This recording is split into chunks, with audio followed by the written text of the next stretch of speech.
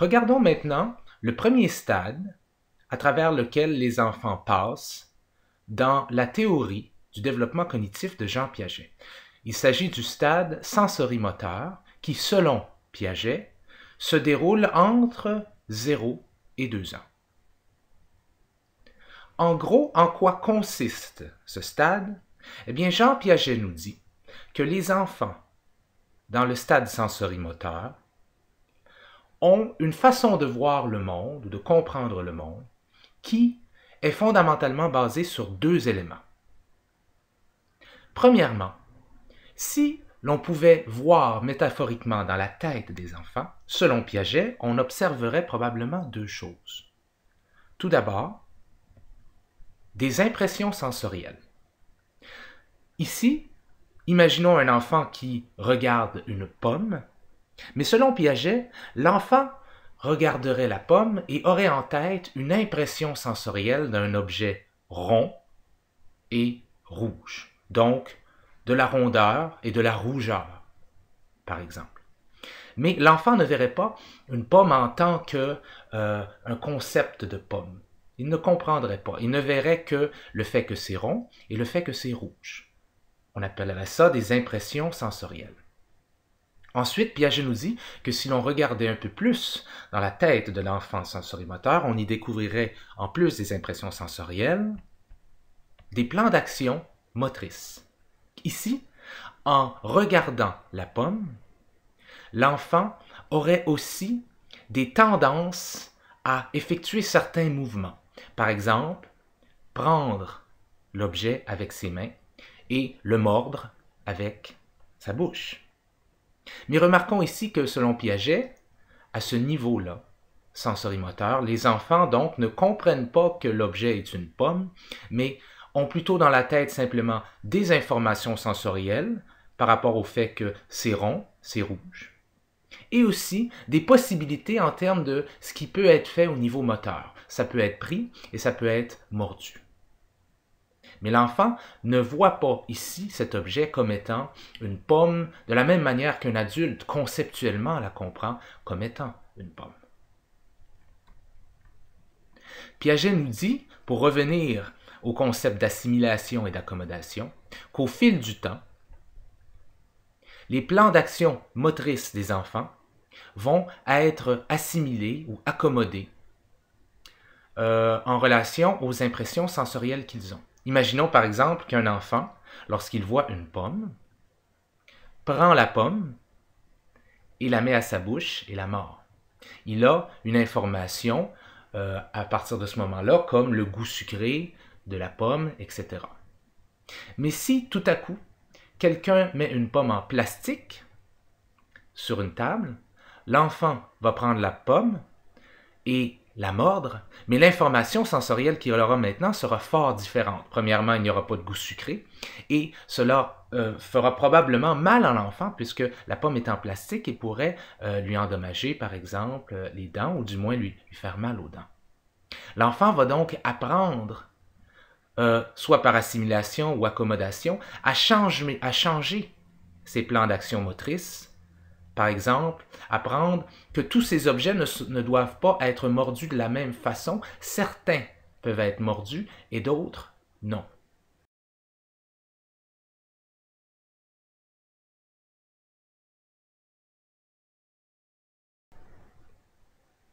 Il est vraiment important de comprendre que selon Piaget, les enfants dans le stade sensorimoteur, donc entre 0 et 2 ans, n'ont pas de représentation mentale des objets.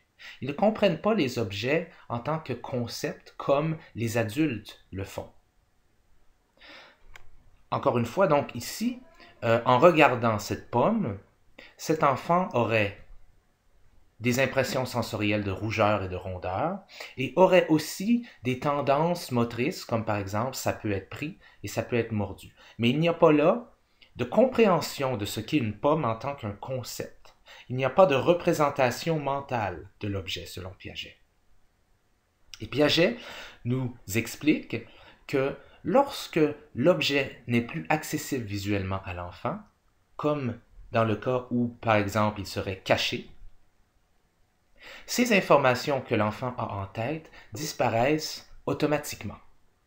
En d'autres mots pour Piaget, l'enfant ne comprend pas que les objets existent quand même lorsqu'ils ne sont plus devant lui et accessibles à sa vision.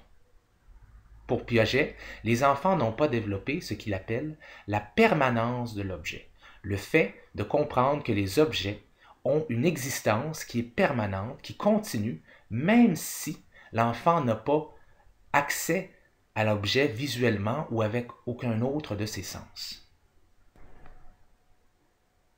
Et selon Piaget, c'est cette permanence de l'objet, cette capacité de comprendre que l'objet existe, même si on ne l'a pas devant nous, accessible à nos sens, qui fait en sorte que l'enfant, lorsqu'il va la développer, cette permanence de l'objet-là, va passer du stade sensorimoteur au stade préopératoire qui, lui, va s'étendre de 2 à 5 ans. La permanence de l'objet, donc, selon Piaget, est vraiment ce qui cause les changements dans la manière de penser des enfants entre le stade sensorimoteur et le stade préopératoire. Pour un enfant maintenant qui a la permanence de l'objet, selon Piaget, donc qui sort du stade sensorimoteur, un enfant qui a 2 ans et qui commence à comprendre la permanence de l'objet, lorsque cet enfant-là voit une pomme, par exemple, il a toujours accès à l'impression de rondeur, de rougeur, le fait que ça peut être pris, que ça peut être mordu, mais maintenant ces informations-là sont organisées à l'intérieur d'un plus grand concept qui est un concept de pomme, ce que l'enfant n'avait pas avant.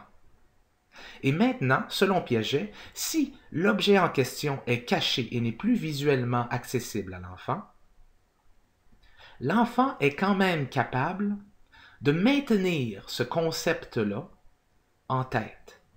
Il a ce que Piaget appelait donc la permanence de l'objet. L'enfant comprend que la pomme existe, même si elle n'est plus visuellement accessible pour lui. Mais comment Piaget a-t-il fait pour déterminer que les enfants de 0 à 2 ans n'ont pas la permanence de l'objet et que, vers 2 ans, ils commencent à l'avoir? Eh bien, c'est très simple. Piaget a utilisé une tâche lors de laquelle il intéressait les enfants de différents âges avec certains objets, comme par exemple des jouets. Il remarquait que les enfants avaient tendance à rechercher ces objets, à vouloir les toucher, à vouloir parfois les mettre dans leur bouche et en général à vouloir jouer avec ces objets. Piaget faisait intervenir ici une variable intéressante. Il bloquait l'accès visuel à l'objet, soit en mettant un drap par-dessus l'objet ou ici une planche ou une feuille de papier qui, en un certain sens, rendait l'objet visuellement inaccessible à l'enfant. Et ce que Piaget a observé, c'est qu'avant 2 ans, les enfants se comportaient comme si l'objet n'existait plus. Ce qu'on veut dire par là, c'est qu'ils ne recherchaient pas à re-rentrer en contact avec l'objet. Ils ne cherchaient pas à aller chercher l'objet, d'une certaine manière. Piaget en a conclu que les enfants, donc, pour eux, cet objet-là n'existait plus.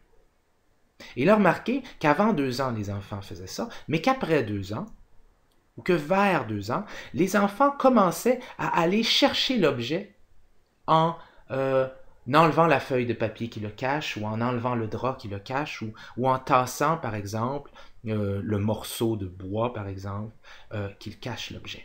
Donc, ces enfants-là, du moins c'est ce que Piaget a conclu, comprenaient que l'objet existait en dessous de sa cachette. Alors que les enfants avant 2 ans, ceux qui n'allaient pas chercher l'objet, Piaget a conclu que ceux-ci ne comprenaient pas que l'objet existait quand même, s'il n'était pas visuellement accessible à eux. Vous allez trouver un exemple parfait de la méthode de Piaget dans le prochain vidéo de la playlist sur YouTube qui s'intitule Object Failure Permanence. Regardez-le bien.